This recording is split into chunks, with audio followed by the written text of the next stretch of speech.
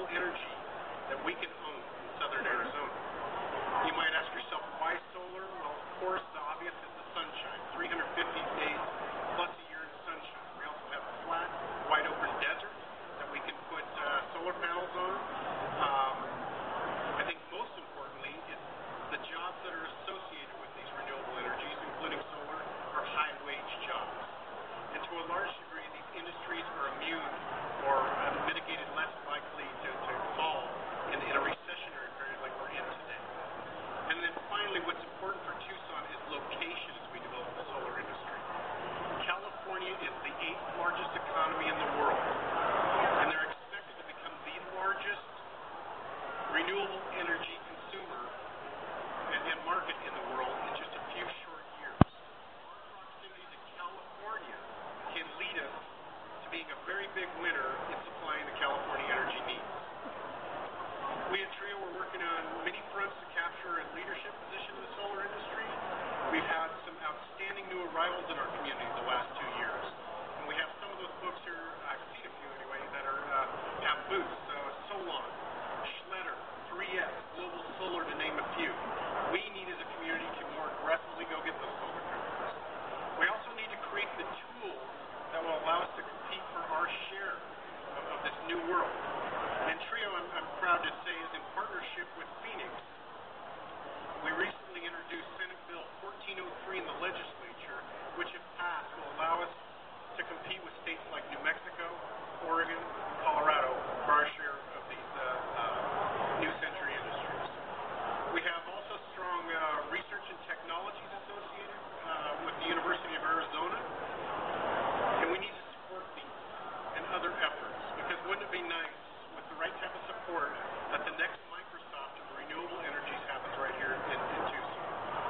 Again, I could go on forever, but Dennis is probably looking at me. 2 minutes is a very short period of time. As I said in the beginning, there are many, many reasons why alternative energies are important to all of us. But for me, the ability to diversify our economy, we're feeling the effects of the lack of diversification right now, and to create wealth has got me sold. Thank you for your time, and I appreciate the opportunity. Thanks.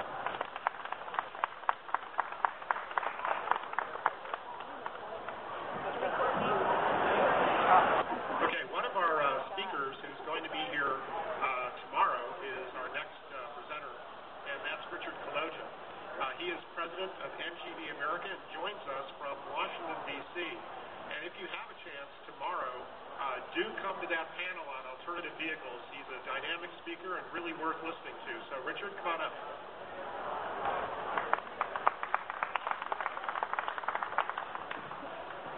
Thank you. I really do want to thank the organizers of this event. Events like this are critical. We have to educate the public about what we need to do to move to a new transportation future. We have to reduce pollution, we have to reduce greenhouse gases, and we have to reduce our dependence on foreign oil. Technologies you see here, natural gas, obviously I like natural gas, that's what I represent.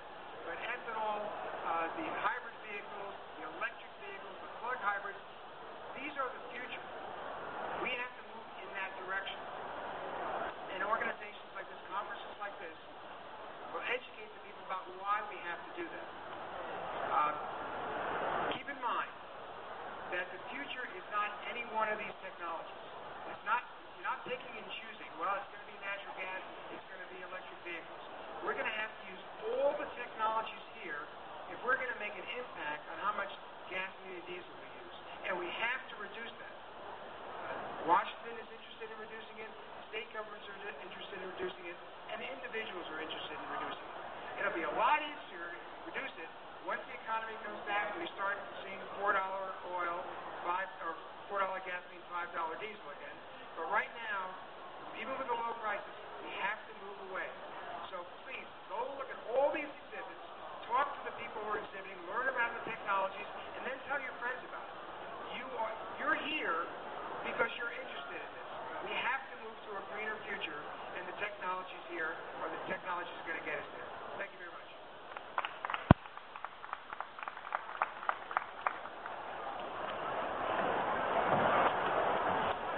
Our next speaker is Vice Mayor Karen Ulick from the city of Tucson, and the Vice Mayor is also the chair of the Environment Committee, the Mayor and Council Committee on the Environment, and a very outspoken advocate for environmental energy issues. So please welcome Vice Mayor Carinilla. Hello, everybody, and welcome to the PAG Sustainability and Energy Expo. What a great event. And I can tell you, as I look around at my colleague elected officials and members of our regional family, how proud we are as elected people to represent a community that not only understands this and the importance of sustainability, the importance of green technologies, we insist on that as a community and as a region. And that has positioned us strategically to really be in the right position as our economy is transformed. And that's the truth. We're going to be going through an economic recovery. But more important than that, we're going through an economic transformation. And because of you all, because this community demands that kind of sustainable thinking, that kind of sustainable action, we are positioned uniquely in the country to take advantage of all that's ahead. So thanks for being here. Thanks to the Pima Association of Governments and all of my great colleagues here. I do want to note that my colleague, Councilmember Regina Romero, is here as well. Thanks for being here, Regina. Thanks, everybody.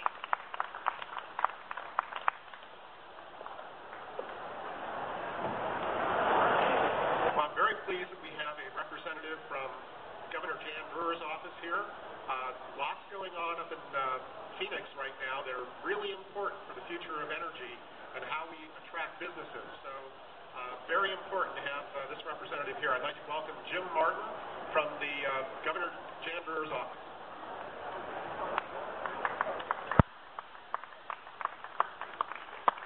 Good afternoon. The Governor's office welcomes you to the PAG Sustainability and Energy Expo.